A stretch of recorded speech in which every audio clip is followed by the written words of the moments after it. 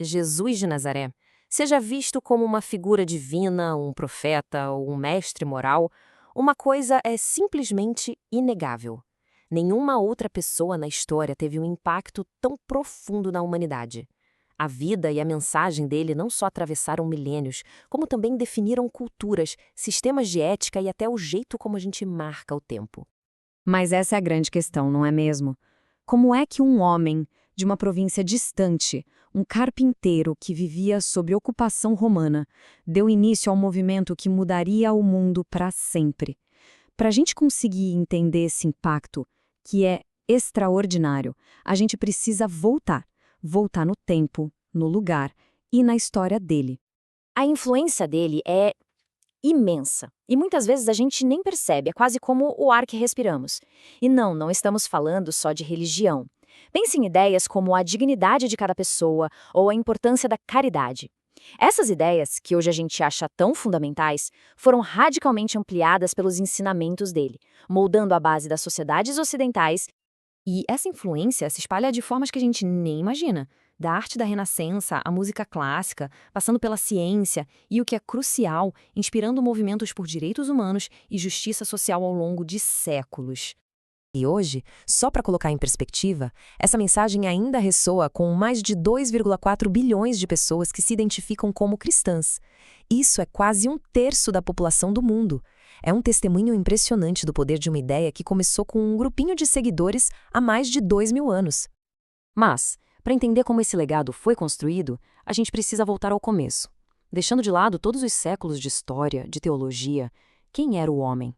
A figura histórica de Nazaré. A linha do tempo da vida dele é, em muitos aspectos, surpreendentemente comum para a época. Ele nasceu ali por volta de 6 a 4 a.C., em Belém, cresceu em Nazaré e aprendeu a profissão de carpinteiro. O mais incrível é que os primeiros 30 anos da vida dele foram anônimos. A faísca que mudaria o mundo só acendeu mesmo quando ele começou seu ministério público. E o contexto aqui é tudo. A Judéia estava sob o domínio do Império Romano. Existia muita opressão, desigualdade e uma esperança enorme entre os judeus pela chegada de um Messias, um libertador.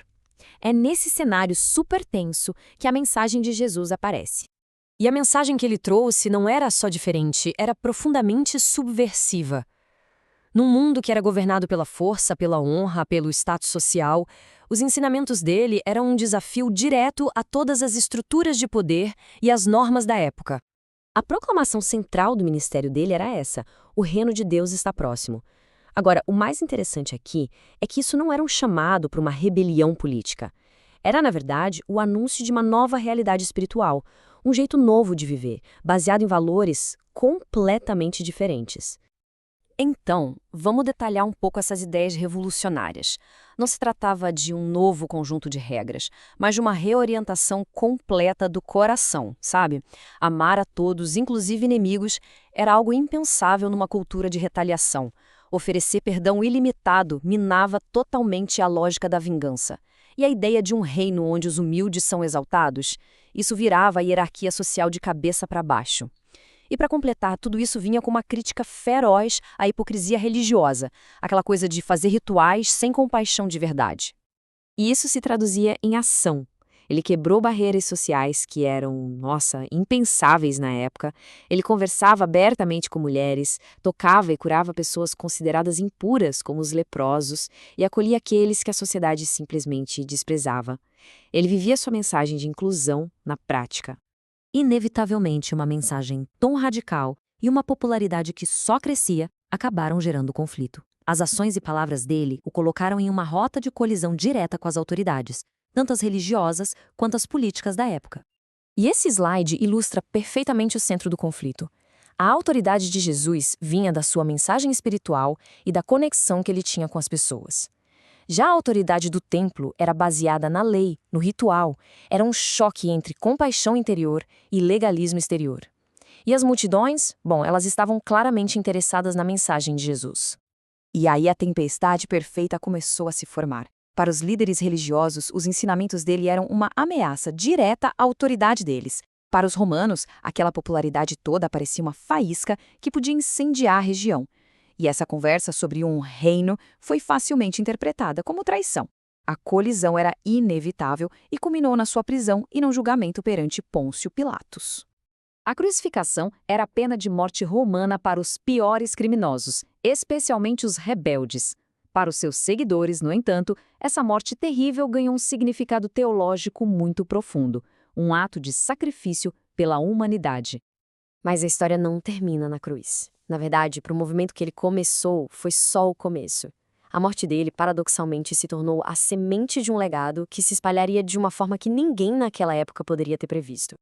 Depois de sua morte e da crença na ressurreição, os seguidores começaram a espalhar a mensagem com tudo.